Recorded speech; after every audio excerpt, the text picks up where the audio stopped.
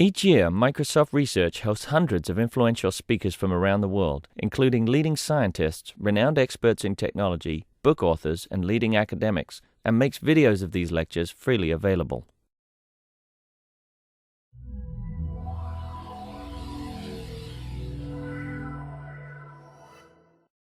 Speaker series. My name's Tamara Pesic.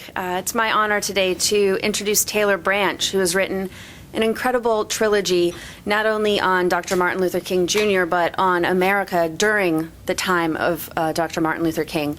And I was just rereading, thinking about doing this introduction this morning, I was rereading his op-ed that was printed in the New York Times, I believe on January 16th or 17th.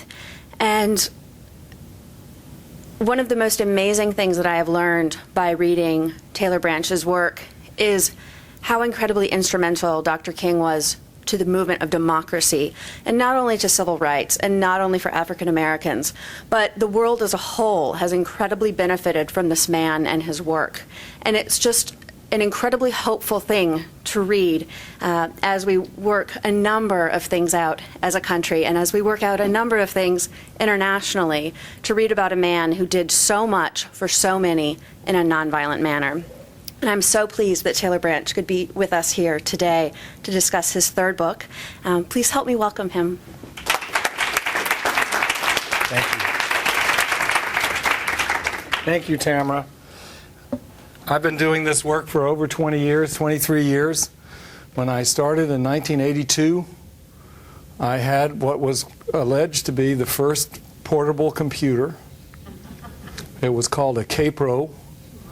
It weighed 26 pounds. It almost broke my arm carrying it around to the Eisenhower Library, the Kennedy Library, the Johnson Library, the King Library in Atlanta, which opened that year, 1982, and is in danger, by the way, of being dismembered and having all of its papers dispersed, which would be a great tragedy today.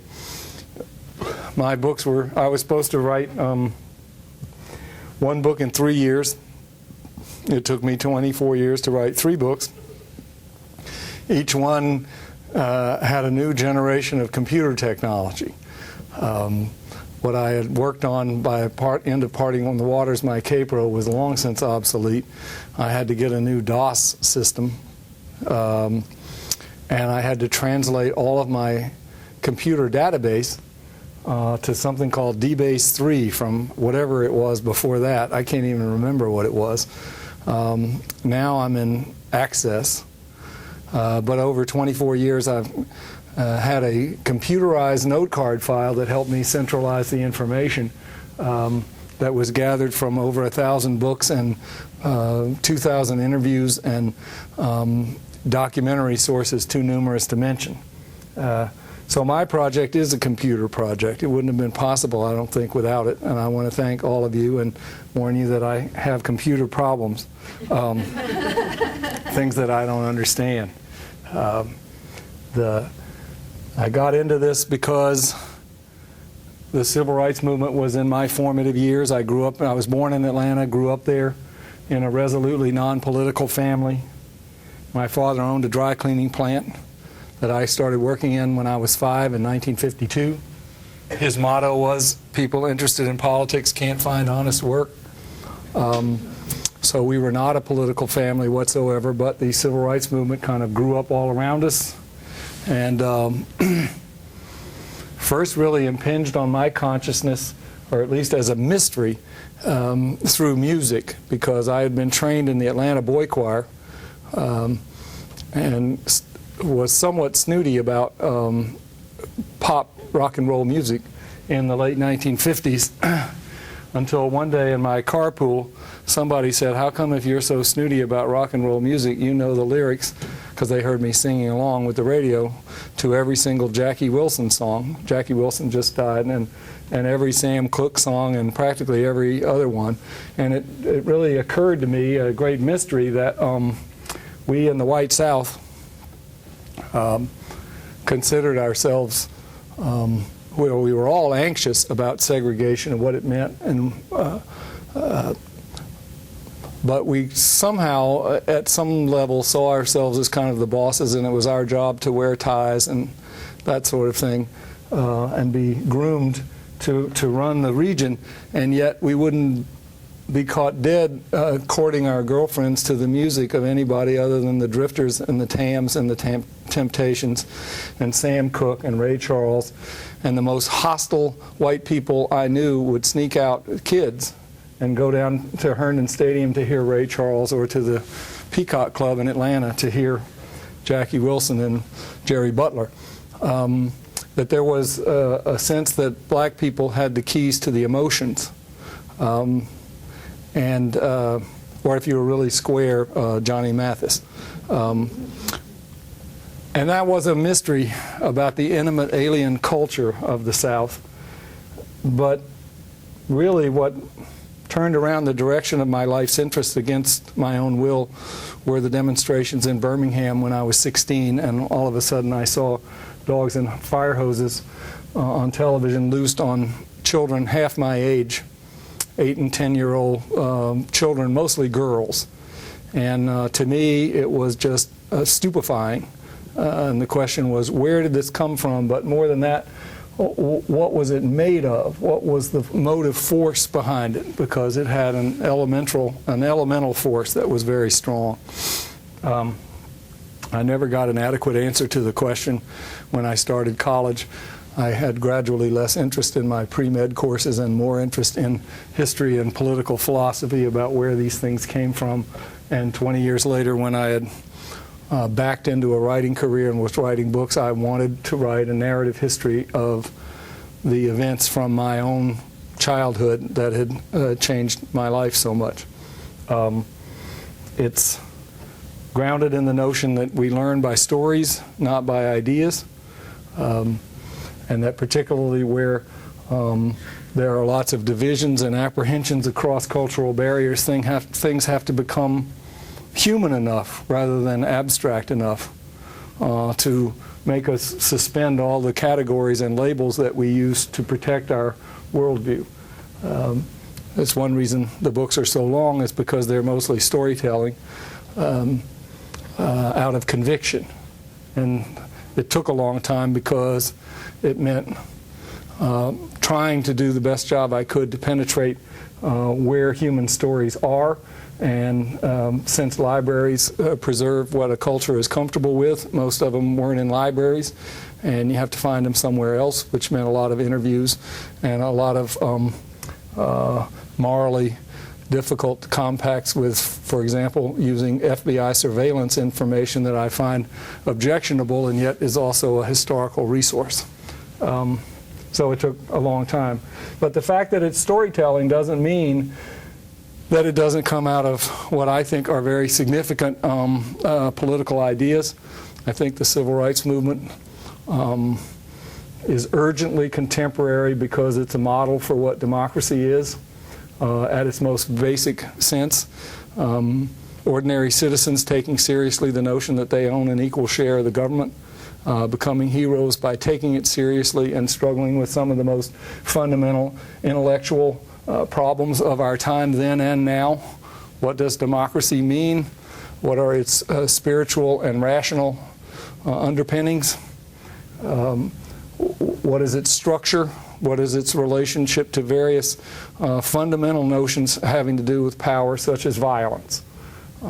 What's the relationship between democracy and violence? Couldn't be any more urgently contemporary question in Iraq anymore now today than it was back then, when within hours of where this book starts, the last volume starts on Pettus Bridge in Selma, when 600 nonviolent black people were beaten in a nonviolent march to petition for the right of black people to vote in Alabama, only hours before the first Marine combat units landed in Da Nang to try to protect and advance democracy, or at least the stated mission in Vietnam. And so in this incandescent period of the 60s, which is still not being sorted out very well, you had two running stories: advancing democracy by nonviolence and advancing it by violence. The nonviolent movement, in my view,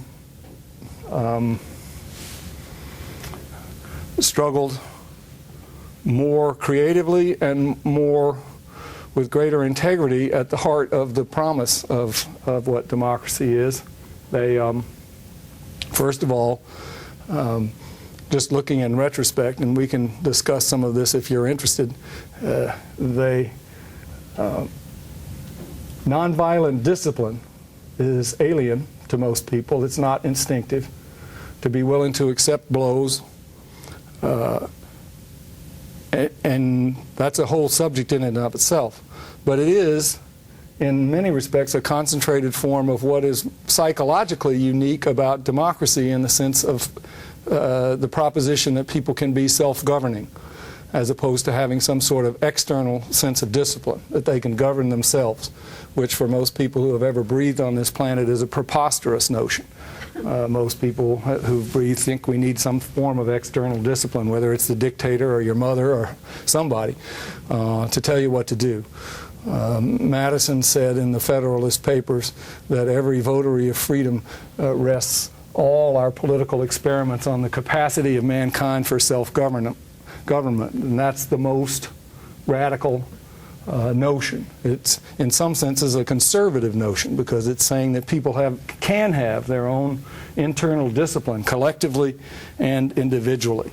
But at the same time, he said we have to have public trust, and that no form of government can secure liberty without virtue in the people and trust in people, which is why we care about the marginal voter at the polls in Florida in the 2000 election, that the whole power can turn on our public sense of public trust about that person. A vote, a piece of nonviolence. That's all a vote is.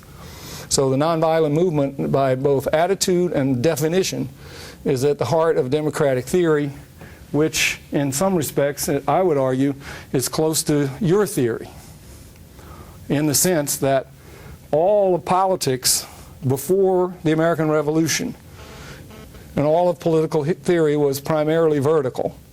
It was about duties in a vertical chain of power that was secured by violence. The duties of the aristocracy to the merchants, and the liege lord to the serfs, and so forth. And political theory was about hierarchical classes of power, secured and glued by violence, until after the war, the Revolutionary War, the American framers essentially started trying to create a system of government that was horizontal. And they turned, and it wasn't easy, states threatened one another with war in Philadelphia if they couldn't figure out how to build horizontal ties, and what the structured form of anger management was that they would use to build democracy. But that's what they did, and they created a horizontal theory on the notion of equal citizenship, even though it was barely an intuition of something that was, by their own measure, grossly imperfect. But at least that was the idea, moving toward an equal citizenship in a horizontal system of managing political conflict by nonviolence through votes. A whole system, a whole interaction, a whole network, as it were, of votes. And they created enormous strength through these horizontal systems, not unlike your systems. And my view is that we take it for granted, the strength. We take it for granted that we've built up systems that make us expect contracts to be honored, and traffic lights to work, and airplanes to land where they say they're going to go, and have systems that enrich us through horizontal forms of consent, cooperation, specialization in modern democratic societies. Now, just a second. So basically, I will stop there.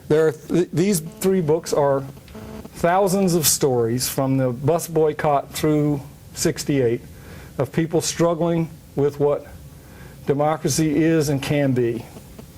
I think just as we take for granted the power and the earning capacity that we get from the cumulative interactions of a horizontal system that's built up in America, we take for granted how much the civil rights movement is still transforming our world from the world back then, when there was terror in race, when there were lynchings, when a room like this would make people scared to death that the police would come because we have people from different races. That seems utterly alien. When women, by state law, were not allowed from all races to serve on juries, petty juries, grand juries, civil juries in several states, and restricted in more than 30 others when the prevailing Supreme Court decision, Hoyt v. Florida, 1960, said that women in Florida who wanted to serve on juries to become eligible had to go down to the courthouse and sign an affidavit saying that they wanted to be considered for jury panels and it wouldn't interfere with their homemaking duties.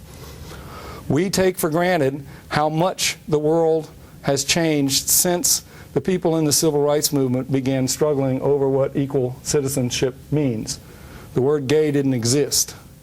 Within a twinkling of an eye, by historical standards, the impetus from the civil rights movement that has changed what we take for granted in the United States has created new worlds and a huge disjunct in our politics, because the people who put those things into motion don't know how to take credit for them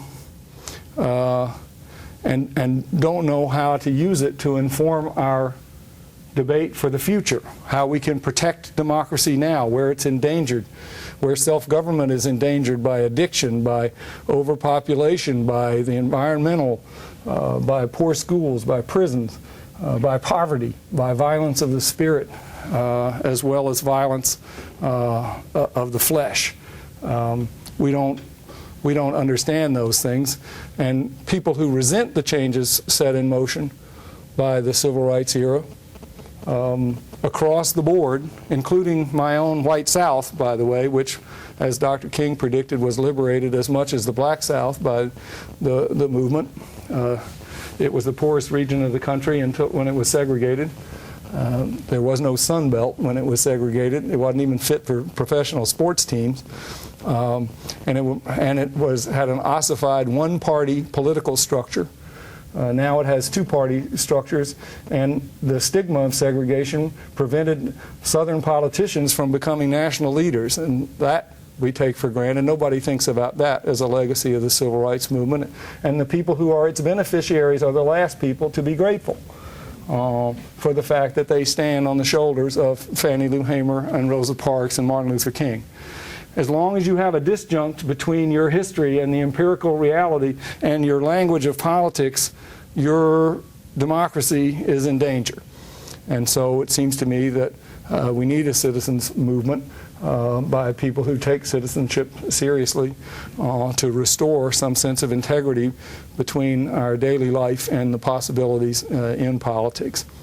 King was a miraculous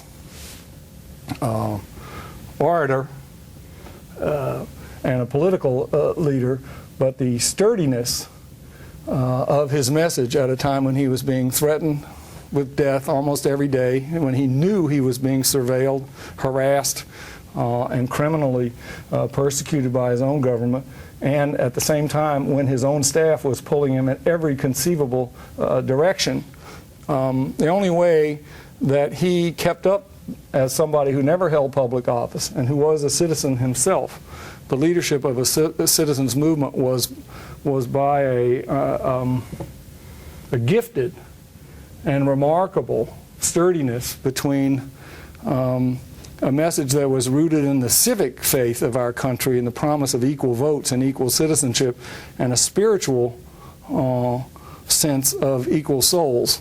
One foot in the Constitution, one foot in the Scriptures, one foot in Jefferson, one foot in Isaiah. And he did that with a gift and balance, and both feet in nonviolence as being at the heart of both our civic and our spiritual heritage. He did that with such a gift that he was never criticized on record that I can find for mixing church and state, even though he did it in every single speech. Not even, and he had enemies strewn all around the globe. But he did, he talked of equal souls and equal votes in such an ecumenical way that he never suggested the trigger that gets people in trouble for mixing church and state, which is that almost invariably they're trying to subdue one with the other. They're trying to throw God out of politics, or they're trying to subdue politics with one peculiar dogmatic version of their own God.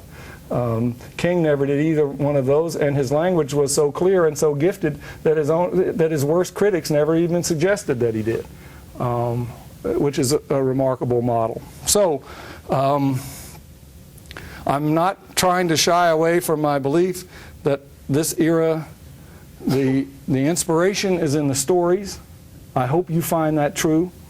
But I also think that these are some very difficult ideas that make democracy a perilous but also a very sophisticated undertaking, and that one of the worst things about our current state is that we have an atrophied, stunted political discourse that treats democracy as something that we can throw around the world like idiots, and that we don't respect the inspiration of our own history and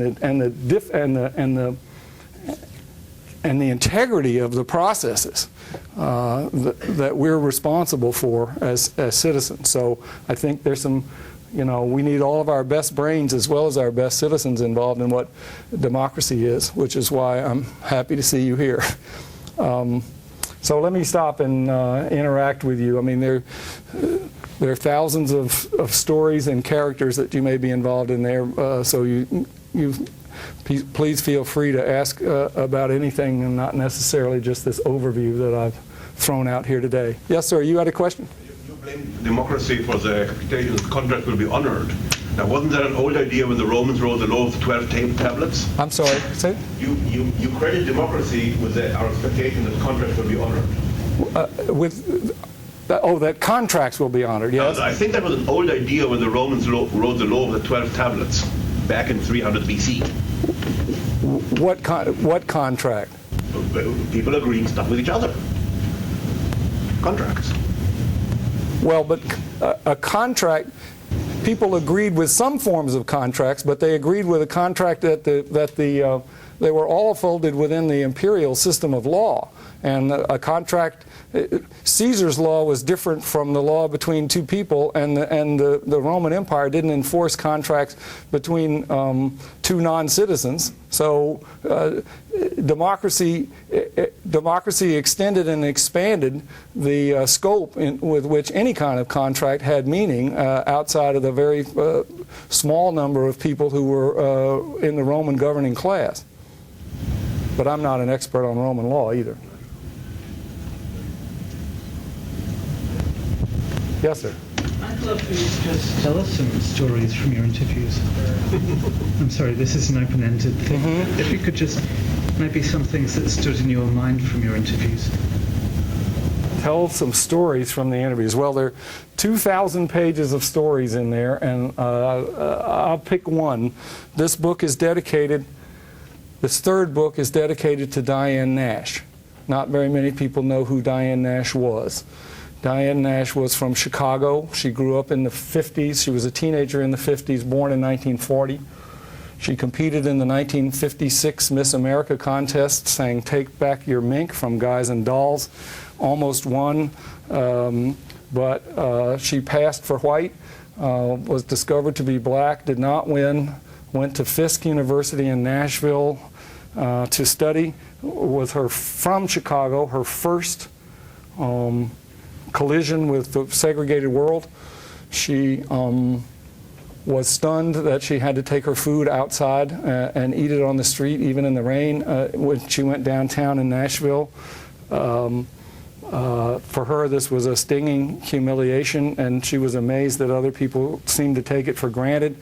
She asked if anybody was doing anything about segregation, and people stared at her like she was from another planet, like, this is a dangerous, how can you do anything about it?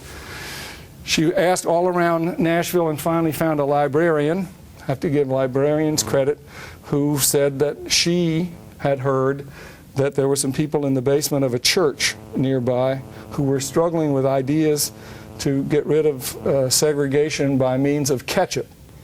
The lunch condiment, hamburger condiment, ketchup, which she thought was such a crazy idea. She had to go, and sure enough, in the basement of this church, she saw fellow students like herself pouring ketchup in one another's hair to develop, as one of many exercises, to develop forbearance for nonviolent demonstrations where they expected to be harassed and hit, and cigarettes put out on them and beaten for protesting segregation. Her instinctive reaction was that this was insane, that she had been taught that government was violence, and in fact was even defined as a monopoly of legitimate violence, and so the idea that you could change segregation by nonviolent techniques seemed idiotic to her. But she kept coming back because she couldn't find anybody else who was interested. And by the end of the late 1950s, she became a leader in this nonviolent workshop, which then became the spearhead of the student sit-ins in 1960. She went to jail many times in Nashville. She became, in 4 or 5 times, a historic expander of the concept of what a movement was, a social movement. In its smallest phases, a movement can be not much more than simply, an individual inspiration. I am moved by that thought. But by virtue of asking questions whether other people were thinking about the same sorts of thing, she first proposed to go to South Carolina when another campus movement failed, because the students there were so beaten down in jail that nobody else would continue the campaign to desegregate the restaurants in Rock Hill, South Carolina. And she proposed to go to Rock Hill, from Nashville, on the theory that they had extra people there. And her compatriots thought that was a crazy notion. What does Rock Hill have to do with us? We've got all of our own problems. And she went to Rock Hill herself and served 30 days on the chain gang. A year later, the Freedom Riders in 1961 were stopped in Birmingham by violence, the adult Freedom Riders, and they left and went home with the encouragement of the Kennedy administration, who said they were an international embarrassment at a time in the Cold War when we were negotiating with Khrushchev and the Russians. And Diane interrupted the Mother's Day picnic in 1961 where they were celebrating a nonviolent campaign to end movie theater segregation in Nashville, where black theater goers had to sit in the balcony. They were having a picnic on Mother's Day, and she said, we have to stop the picnic and go to Birmingham, because if violence stops the movement there, the freedom impetus will shrink. This was seen as another crazy idea, but she pestered her fellow students from their Mother's Day picnic. Her husband, who was a Baptist guy from Mississippi named Jim Bevel, very much like an Old Testament prophet, quite crazy. Martin Luther King said, it's the cracked ones that let the light in. Said that Diane would pester you the way the leeches pestered Humphrey Bogart in The African Queen down in the river. And she ruined the Mother's Day picnic, and by the next morning 20 students from Nashville drove to Birmingham and resumed the Freedom Ride in what became a national and international explosion by the end of the summer of 1961 over whether integrated groups of students from Nashville and then everywhere would literally be able to move out of the Birmingham bus station. And so it expanded the movement, and later on she and Bevel went to work for Dr. King in Birmingham in 1963. He made an enormous gamble at the end of my first book in Birmingham, which was called the Cape Town of segregation, the bastion of segregation in Birmingham, Alabama. Dr. King felt that the 9 years after the Brown decision, that the impetus from history was about to recede, that the South had organized its defenses of segregation much more vigorously than the movement had organized its attack, and certainly the federal government. And so they had a big gamble to go to Birmingham. And it was the first one where they trained and planned, and they went into Birmingham. And after almost 2 months, arguments broke out in practically every black household in Birmingham over workshops that Nash and her husband Bevel were holding with small children to train them to go to jail. And black parents went to Dr. King and said, you came in here promising to end segregation, and instead we have violence. A lot of us have been fired. We've had bombs. Our houses have been burned down. Unspeakable things have happened to people who went into the segregated jails. You, by your own admission, are negotiating with the Kennedy administration to retreat from Birmingham, and now these fool kids on your staff are proposing to leave us when you retreat with our jail records for our children. That is not only wrong-headed and dangerous, it's insane. And Bevel and Nash got right up in the faces of these parents and said, yes, the children have to do what you should have done 40 years ago. And you shouldn't sit here talking about what's right for these children when you let them grow up segregated. And in a tremendous gamble, over 600 children as young as 6 and 8 years old went to jail in one day when the movement had been down to a trickle of 10 adults. The next day they had 600 children, and the day after that they had over 1,000. So almost 2,000 kids went to jail in 2 days, and that's when they brought out the dogs and fire hoses on them.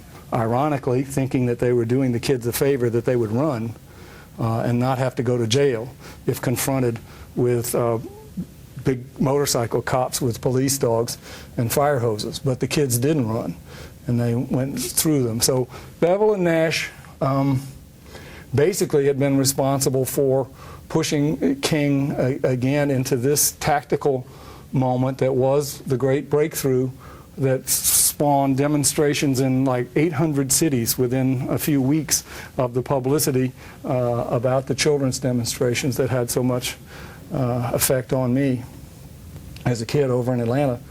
And then finally, only a few months later, the very church that the kids marched out of, the 16th Street Baptist Church, was bombed, and 4 little girls were killed in September of 1963. And when that happened, Bevel and Nash basically stayed up all night and broke furniture and threw things through their windows in rage and anguish, feeling responsible for the fact that kids were bombed, since they had been instrumental in having children involved in the demonstrations that had been such a positive force. And they resolved that by morning they would have an answer. And they called several people who were capable of murdering the people who set the bomb, whom everybody knew. They were just convicted, by the way, last year, the last one, over 40 years later. It took a long time. Nobody had any expectation that there would be any justice at the time. And they felt it was up to them. They said, we'll either have a vigilante solution or we'll have a nonviolent solution. And the nonviolent solution is what they had by dawn. It's in a paper that you can read in the King Library. It called for the creation of a nonviolent army to paralyze the state of Alabama until it granted black people the right to vote without impediment, on the theory that if they could, that crimes like the Birmingham church bombing wouldn't be sloughed off by the political climate. Diane drove to Birmingham and pushed her way in to King and handed him this plan, and he said, Diane, we've been struggling for 10 years to end segregation. We finally got a bill before Congress. This is right before Kennedy was assassinated. We don't know if we're going to get it passed. We can't tell the country, well, we've changed our mind and we want to lay that aside and do the vote. But she pestered him the same way she had pestered the kids after the Mother's Day. And when the Civil Rights Bill passed in '64 and King was awarded the Nobel Prize, his staff wanted to rest on its laurels for about 10 or 20 years and go to chicken dinners and celebrate the Nobel Prize, but he said, no, I've been to the mountaintop, but the valley calls me, and the valley was her plan to answer the Birmingham church bombing with a voting rights movement. So her blueprint, her plan was the blueprint for Selma, which is where this book starts. But not one person in 1,000, even who knows much about the civil rights movement, would know that you know, a young black woman from Chicago who was amusing in civil rights movements, because when everybody else would stand up and say amen, would occasionally be moved to stand up and say Hail Mary full of grace, because she was the only Catholic who could pass for white from Chicago in a Southern Baptist movement, designed and wrote the plan for what became the Selma voting rights movement, that not only got black people the right to vote in the Voting Rights Act in Alabama, but all across the South. And as I said before, that and the other bill transformed the South for the benefit of everybody, including white people, but it also transformed the partisan structure of American politics, because there had never been, until there were 4 million new black voters, two-party competition in the South. It was a one-party region of the country that had a politically ossified political structure. What's new in the South now is not a presumptively white party, which the Republicans have now replaced the old Southern Democrats. But what's new is that you have a party that is trying, not well yet, but in the long run, I think the demographics favor them, to put together electoral coalitions outside the presumption that married WASP males will vote Republican. So it did change the partisan structure of the United States. So Diane Nash is one of many. Stokely Carmichael is probably the third most important figure in this book. This includes the origins of the Black Panther Party, which is not Huey Newton and guns in Oakland, but it's sharecropper women in print dresses voting for the first time in the 20th century in Lowndes County. The original Black Panther Party, about as far from the image, our image, of Black Panthers as it's possible to be. And Stokely's last year of 6 in the nonviolent movement, to me, is the most instructive and inspiring, one of the most instructive and inspiring stories, even though he became so embittered by the lack of appreciation for what he was doing that within 5 weeks of the first time black people voted ever in Lowndes County, he renounced nonviolence, the vote, and democracy itself as tricks against black people. And that's the only Stokely, and proclaimed the Black Power movement, and that's the only Stokely that people know. So there are lots of surprises in here. There were to me. But, you know, there are endless numbers of stories of people. Yes, sir? Yeah. In the 60s, I lived in California, and I associated Alabama, Mississippi with segregation and nigger go home sheltered every corner. But then the next decade, I got a job in Alabama, Huntsville, and saw none of that. Well, Huntsville is an oasis in Alabama, but it's and was then. I don't think it's typical of Alabama, but yes, Alabama wasn't all that different from California in some respects. People in the movement said that California was nothing but Mississippi with palm trees. Because California voted down its own fair housing law in 1964 by a margin of 3-1. So California was at both kind of extremes of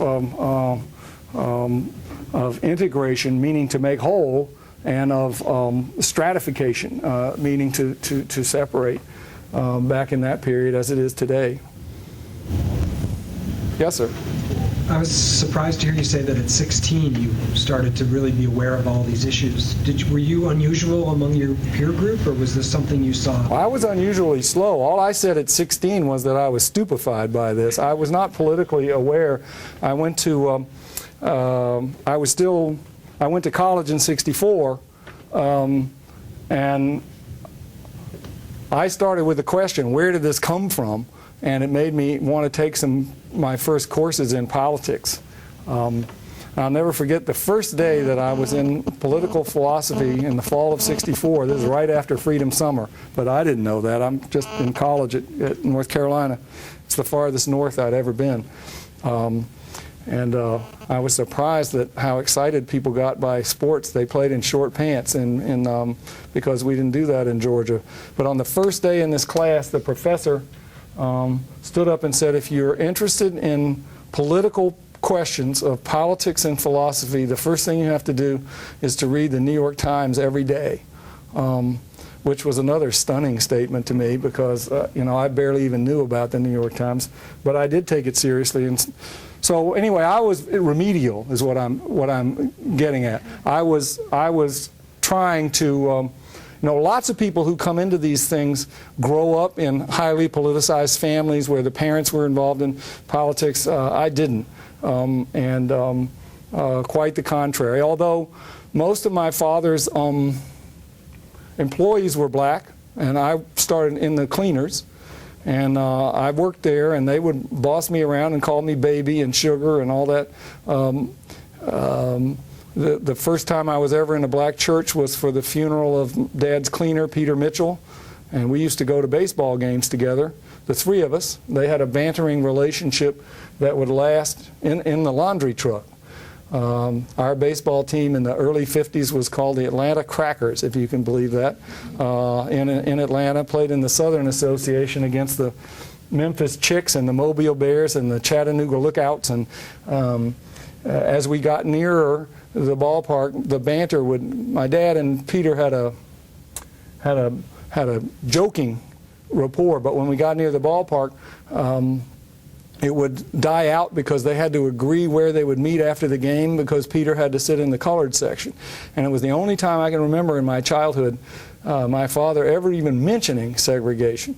And he didn't even do that. He just said, as we were walking alone, he was a little gloomy. He said a couple of times, I don't like this. But it was an ambiguous statement. I didn't really know what he meant. I think that he meant he didn't like the gloomy,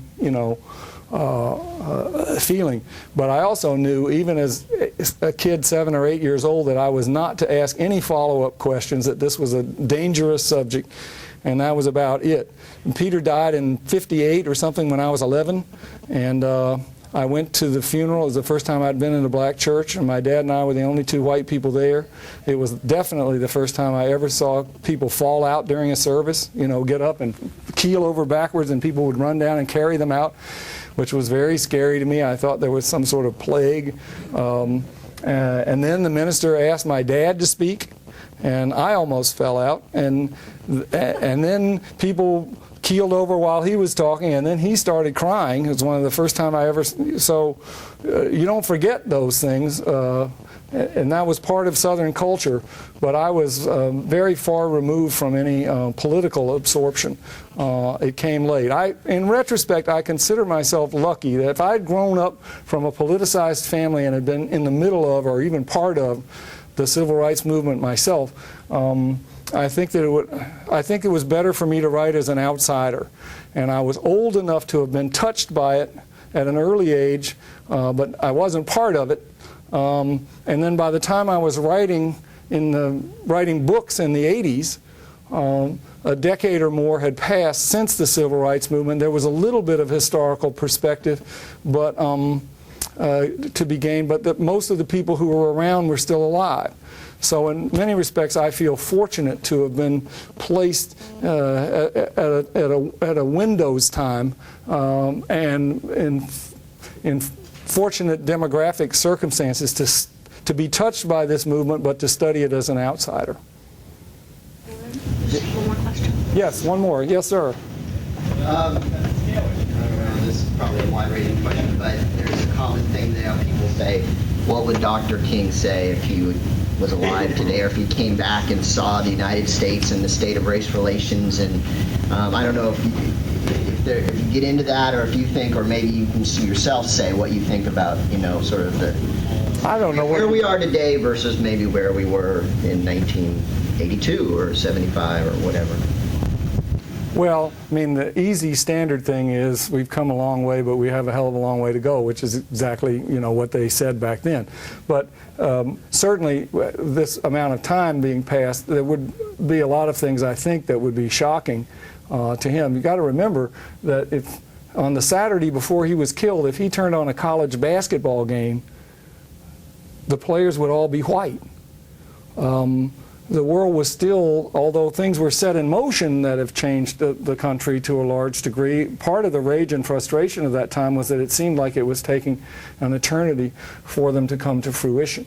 I mean, it was right after he was killed, for example, that the NCAA banned the dunk for 8 years because the influx of black players they thought was embarrassing white players. And they banned the dunk not only during the game, but even during warm-ups. If you came out in the warm-up and dunked, they would award free throws to the other team.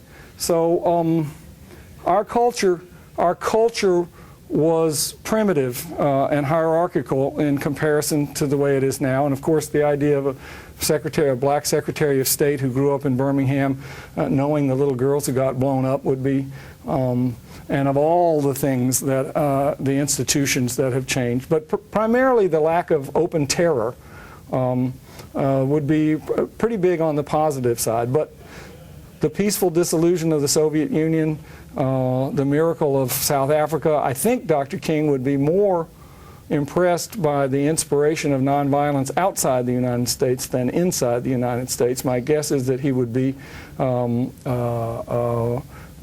commenting on that, and he'd be most disappointed by the lack even of discussion about making progress on issues of poverty and race today. That it's not even part. In other words, that if the civil rights movement could offer such visionary hope in a time of lynchings and still and a segregated world, both in the South and the North, I would think he'd be pretty disappointed that there's such an absence of that sort of discussion today when we have so many more empirical advantages that we take for granted.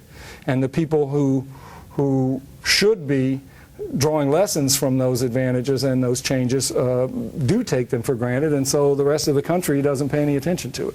So I think he'd be, in my view, I think the world is empirically better off than most people give it credit for, and is politically much worse off in the sense that we don't really discuss our politics with any sort of integrity and hope. So. Thank you very much. Thank you very much. I've enjoyed talking to you.